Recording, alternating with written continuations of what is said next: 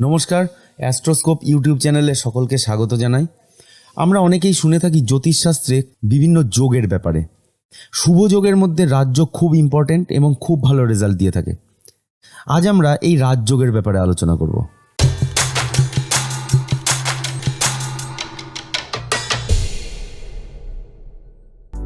যোগ শব্দের অর্থ হলো সংযোগ। যখন দুই বা ততোধিক গ্রহ কুণ্ডলিতে অবস্থান করে বা দৃষ্টি বিনিময় করে বা বিভিন্ন রকম সম্পর্ক দ্বারা আবদ্ধ হয়, তখন সৃষ্টি হয় নতুন এক চরিত্রের। যেমন হলুদ একটি রং এর সাথে অন্য একটি রং যেমন নীল যখন মিশে যায়, তখন নতুন এক রঙের সূচনা করে, যেটা হলো সবুজ। রাজযোগ এরকমই একটা ব্যাপার।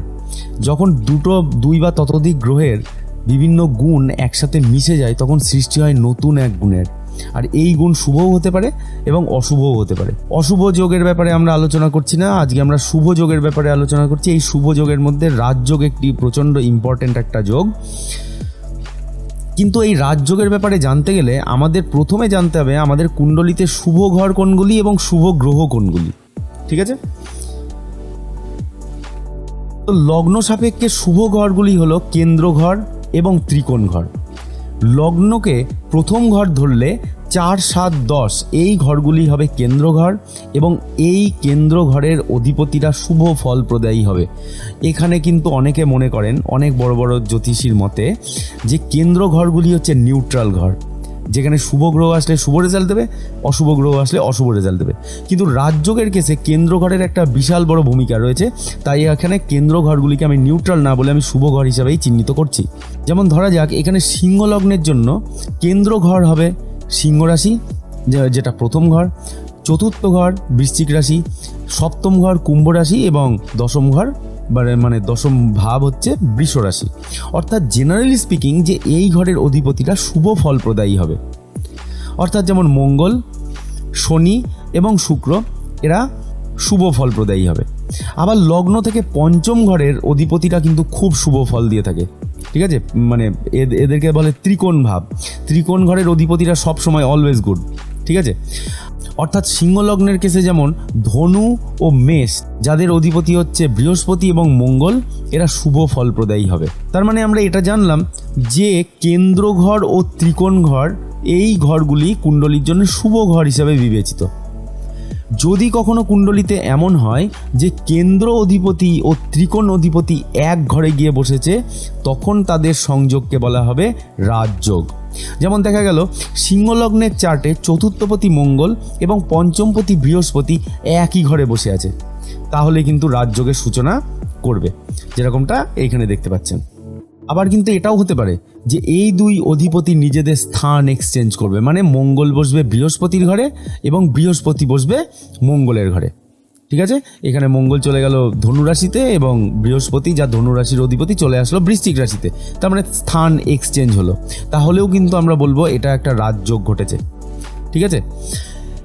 এই রাজযোগ যদি আমাদের সৃষ্টি হয় কোনো কেন্দ্র ঘর বা ত্রিকোণ ঘরে, তাহলে সব থেকে ভালো রেজাল্ট পাওয়া যায়।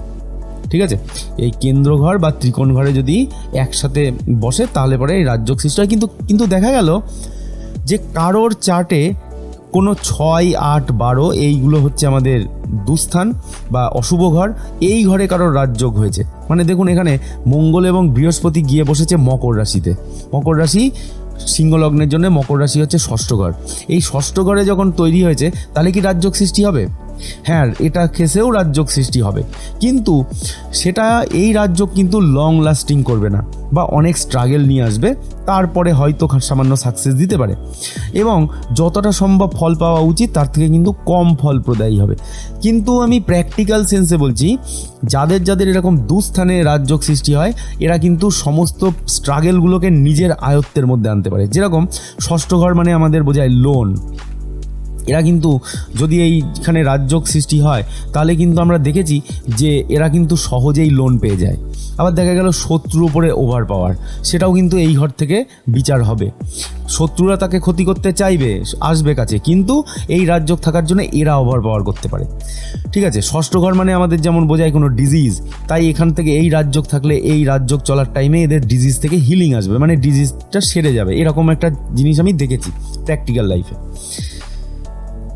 কিছু লগ্ন আছে, যেমন তুলা লগ্ন, এই তুলা লগ্নের কেসে চতুর্থ এবং পঞ্চম উভয় অধিপতি কিন্তু মানে কেন্দ্র অধিপতি এবং ত্রিকোণ অধিপতি দুটো অধিপতিই কিন্তু শনি, তাই শনিকে বলা হয় এককভাবে যোগকারক গ্রহ। তার জন্যে তুলা লগ্নের ক্ষেত্রে আবার দেখা যায় যে কুম্ভ লগ্নের ক্ষেত্রে শুক্র হচ্ছে চতুর্থপতি একাধারে এবং একাধারে নবমপতি, মানে বৃষ এবং তুলা এই দুটি তো শুক্রের অধীনে, তাই শুক্রকে বলা হবে এককভাবে যোগকারক গ্রহ। কার জন্যে? কুম্ভ লগ্নের ক্ষেত্রে। ঠিক আছে, তাই তুলা লগ্নের ক্ষেত্রে শনিকে এবং কুম্ভ লগ্নের ক্ষেত্রে শুক্রকে কুণ্ডলিতে শুভ ঘরে বসতে হবে, তাহলেই কিন্তু এক্সিলেন্ট রেজাল্ট পাওয়া যাবে। যেমন এখানে আমরা দেখছি যে কুম্ভ লগ্নের জন্য শুক্র বসে আছে তুলা রাশিতে, ধরুন তুলা রাশিতে বসে আছে, তাহলে কিন্তু এক্সিলেন্ট রেজাল্ট পাওয়া যাবে। এই শুক্রই যদি অষ্টম ঘরে অর্থাৎ কন্যাতে বসে, তাহলে কিন্তু এককভাবে যোগকারক গ্রহটা ব্যাড রেজাল্ট দিয়ে থাকবে বা মানসিক শান্তি নষ্ট করবে। ঠিক আছে, এখানে যদি এদের সাথে কোনো কেন্দ্রপতি যুক্ত হয়, কেন্দ্রপতি মানে সিংহ, দেখুন সিংহ হচ্ছে কুম্ভ লগ্নের ঠিক অপোজিট 7 নম্বর ঘর, তার অধিপতি হচ্ছে রবি। যদি এই শুক্রের ওপরে রবির দৃষ্টি হয়, ধরুন রবি উচ্চস্থ হয়েছে মেষ রাশিতে, এই রবির দৃষ্টি পড়েছে শুক্রের ওপরে, তাহলে কিন্তু আরও একটু স্ট্রং রাজযোগ তৈরি হলো। এছাড়াও যদি কোনো শুভ গ্রহের দৃষ্টি থাকে তাহলে তো কোনো কথাই নেই। যেমন ধরুন নৈসর্গিক শুভ গ্রহ বৃহস্পতি, এই বৃহস্পতি বসে আছে মিথুন রাশিতে এবং বৃহস্পতির দৃষ্টি পড়েছে নবম ঘরে শুক্রের ওপরে, তার মানে শুক্রের ওপরে কেন্দ্রপতি এবং একটি শুভ গ্রহ দুজনেরই কম্বিনেশনের একটা পাওয়ার চলে আসলো শুক্রের মধ্যে। সেখানে শুক্র আবার নবমপতি মানে ত্রিকোণ ঘরে বসে আছে, একাধারে শুক্র এককভাবে যোগকারক গ্রহ, তার মানে কুম্ভ লগ্নের জন্য শুক্র এখানে কিন্তু প্রচণ্ড শক্তিশালী রাজযোগ সৃষ্টি করতে পারবে। ঠিক আছে, কিন্তু আমরা কখন এই রাজযোগের ফল পাবো? চার্টে একাধিক যোগ থাকলেও যদি দশা সাপোর্ট না করে তাহলে কিন্তু রাজযোগের ফল পাওয়া যাবে না। অর্থাৎ দেখা গেল কারণ রবি ও মঙ্গল দুজনের রাজযোগ সৃষ্টি করে বসে আছে, কিন্তু দেখা গেল তার দশা চলছে শনির, তাহলে কিন্তু তার রাজযোগ থাকলেও তার ফল পাওয়া যাবে না। হ্যাঁ, এটা ঠিক যে অন্তর্দশাতে তার সামান্য ফল পাওয়া যেতে পারে, কিন্তু সেই অন্তর্দশার মধ্যে নক্ষত্রের কিছু ব্যাপার থাকবে, সেই নক্ষত্র সাপোর্ট করলে তবেই ভালো রেজাল্ট আসবে। রাজযোগ কিন্তু কুণ্ডলিতে থাকলেও অনেক নিয়ম আছে যা দ্বারা সেই রাজযোগ ভঙ্গও হয়ে যেতে পারে বা আমরা ঠিকমতো রেজাল্ট নাও পেতে পারি। আবার কোনো একটি গ্রহের জন্য যদি এই রাজযোগের সম্পূর্ণ ফল না পাওয়া যায়, তাহলে উক্ত গ্রহটি প্রতিকার করেও রাজযোগের সম্পূর্ণ শুভ ফল আমরা কিন্তু পেতে পারি। অনেকেই আমরা আছি যারা এটা ভাবি যে রাজযোগ আমাদের চার্টে আছে মানে আমরা প্রচুর অর্থবান হয়ে যাব, রাজার হালে থাকবো, কিন্তু প্র্যাকটিক্যালি ব্যাপারটা কিন্তু ওরকম হয় না। হ্যাঁ, এটা ঠিক যে রাজযোগের সময় আমরা রাজা হয়ে যাই না ঠিকই, কিন্তু জীবনটা অনেক বেশি স্মুথ হয়ে যায়, মনের ইচ্ছাগুলো পূরণ হয়। কিন্তু এটা আরও বেশি নির্ভর করবে কোন গ্রহ দ্বারা রাজযোগ সৃষ্টি হলো, কোন ঘরে এই যোগটি সৃষ্টি হয়েছে তার উপর। এমনও হতে পারে যে এই রাজযোগে প্রচুর মান সম্মান বৃদ্ধি পেল, কিন্তু অর্থ প্রাচুর্য সেরকম হলো না। আবার অনেকের ক্ষেত্রে এটাও দেখা যায় যে অর্থ সম্পদ প্রচুর হলো কিন্তু মানসিক শান্তি চলে গেল। আজকে আমরা রাজযোগের ব্যাপারে আলোচনা করলাম, এর পরের ভিডিওতে বা কোনো একদিন আপনাদের সাথে এটা আলোচনা করব যে কিভাবে এই রাজযোগের রেজাল্ট আমরা পাই না বা কি এরকম আছে যা দ্বারা আমাদের রাজযোগ ভঙ্গ হয়ে গেল, সেটা আমরা অন্য কোনো দিন কোনো ভিডিওতে আলোচনা করে নেব। ঠিক আছে, আজকে এই পর্যন্তই। নেক্সট ভিডিওতে আবার অন্য কিছু নিয়ে আলোচনা করব।